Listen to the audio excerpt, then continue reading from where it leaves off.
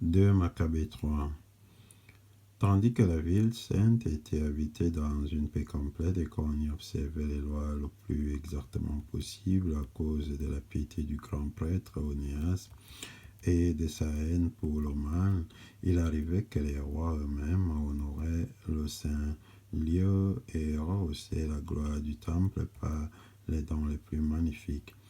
Si bien que Séleucus, roi d'Asie, couvrait de ses revenus personnels toutes les dépenses nécessaires au service des sacrifices. Mais un certain Simeon de la tribu de Bilga, institué prévôt du temple, se trouva en désaccord avec le grand prêtre sur la police des marchés de la ville.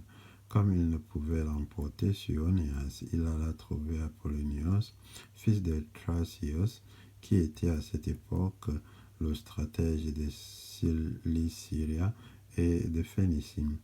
Il rapporta que le trésor de Jérusalem regorgeait de richesses indisibles au point que la quantité des sommes en était incalculable et nullement en rapport avec le compte exigé par les sacrifices.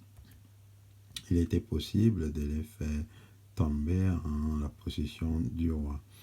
Au cours d'une entrevue avec le roi, Apollonios mit celui-ci au courant des richesses qu'on lui avait dénoncées. Arrêtant son choix sur Héliodore, qui était à la tête des affaires, le roi l'envoya avec ordre de procéder à l'enlèvement des susdites richesses. Aussitôt Héliodore se mettait en route en apparence pour inspecter les villes de Cilicie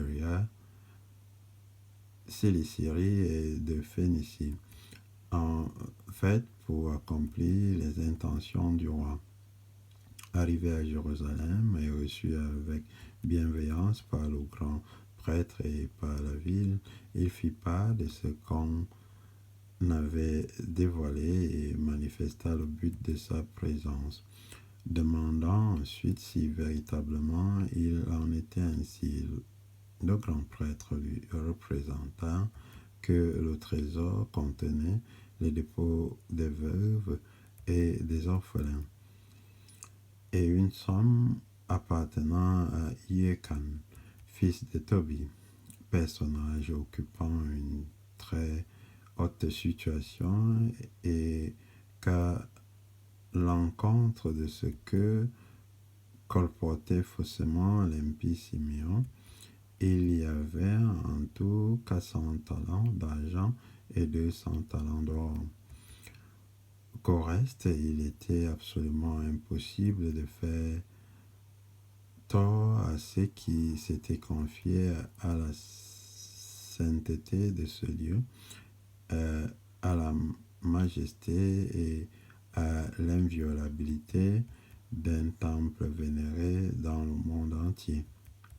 Mais Héliodore, en vertu des ordres qu'il avait reçus du roi, soutenait absolument que ces richesses devaient être confisquées au profit du trésor royal. Au jour fixé par lui, il entrait pour dresser un inventaire de ses richesses. Une grande anxiété régna dans toute la ville. Revêtus de leur habit sacerdotaux, les prêtres prosternés devant l'autel invoquaient le ciel, auteur de la loi sur les dépôts, le priant de conserver ses biens intacts à ceux qui les avaient déposés.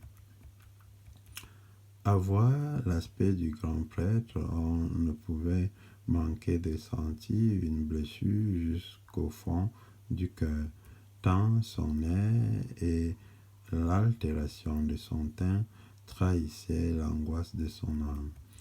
En proie à la frayeur et au tremblement dans tout son corps, cet homme manifestait à ceux qui le regardaient la souffrance installée dans son cœur. Des gens se précipitaient par groupes hors des maisons pour prier tous ensemble parce que le Saint-Lieu était menacé de pauvres. Les femmes, ceintes de sacs au-dessous des seins, remplissaient les rues. Les jeunes filles qui étaient tenues à la maison couraient, les unes aux portes, les autres sur les murs. Certaines se penchaient aux fenêtres. Toutes les mains tendues vers le ciel proféraient leurs supplications. C'était pitié de voir la prostration confuse de la multitude et l'appréhension du grand prêtre en proie à une grande inquiétude. Pendant que d'un côté on demandait au Seigneur Tout-Puissant de garder intacts en toute sûreté les dépôts à ceux qui les avaient confiés. Héliodore, d'autre part, exécutait ce qui avait été décidé. Il était déjà là avec ses satellites près du trésor lorsque le souverain des esprits et de toute puissance se manifesta avec un tel éclat que tous ceux qui avaient osé entrer là, frappés par la force de l'éternel Yutawahim, se trouvaient sans vigueur ni courage. À leurs yeux apparut un cheval monté par un redoutable cavalier et richement caparaçonné. Bondissant avec impétuosité, il agitait contre Héliodore ses sabots de devant. L'homme qui le montait paraissait avoir une armure d'or. Deux autres jeunes hommes lui apparurent en même temps, d'une force remarquable, éclatant de beauté, couverts d'habits magnifiques, s'étant placés l'un d'un côté, l'autre de l'autre. Ils le flagellaient sans relâche, lui portant une grêle de coups. Héliodore, soudain tombé à terre, fut environné d'épaisses ténèbres. On le ramassa pour le mettre dans une litière. Et cet homme qui venait d'entrer dans la chambre du dit trésor avec un nombreux entourage et tous ses gardes du corps fut emporté incapable de céder lui-même par des gens qui reconnaissaient ouvertement la souveraineté de l'Éternel Yutawahim. Pendant que cet homme, sous le coup de la puissance divine, gisait sans voix, privé de tout espoir et de tout secours, les autres bénissaient le Seigneur qui avait miraculeusement glorifié son saint lieu. Et le sanctuaire qui, un instant auparavant, était plein de frayeur et de troubles, fut, par la manifestation du Seigneur Tout-Puissant, débordant de joie et d'allégresse. Certains des compagnons d'Héliodore s'empressèrent de demander à Onéas de prier le Très-Haut et d'accorder la vie à celui qui gisait, n'ayant plus qu'un souffle.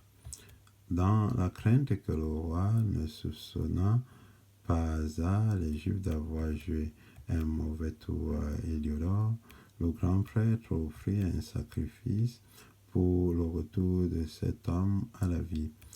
Alors que le grand prêtre offrait le sacrifice d'expiation, les mêmes jeunes hommes apparurent à Héliodore revêtus des mêmes habits, et se tenant debout, lui dit: Rends 1000 actions de grâce au grand prêtre Onéas, car c'est en considération de lui que le Seigneur t'accorde la vie, sauve.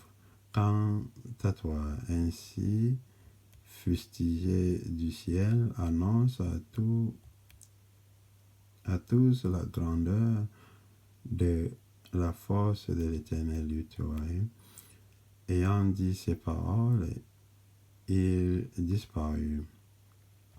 Héliodore, ayant offert un sacrifice au Seigneur et fait les plus grands vœux à celui qui lui avait conservé la vie, prit amicalement congé d'Onéas et revint avec son armée auprès du roi.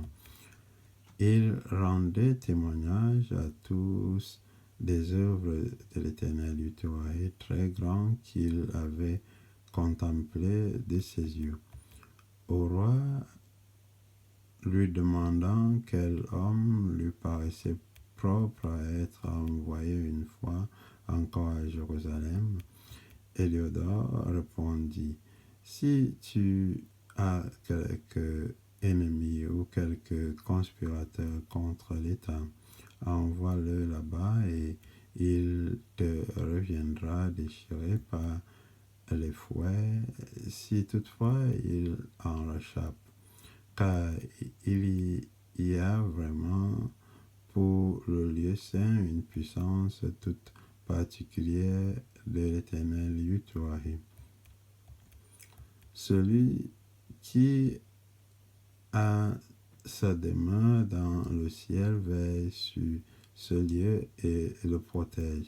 Ceux qui y viennent avec de mauvais desseins, il les frappe et les fait périr. C'est ainsi que se passaient les choses relatives à Héliodore et à la sauvegarde du trésor sacré.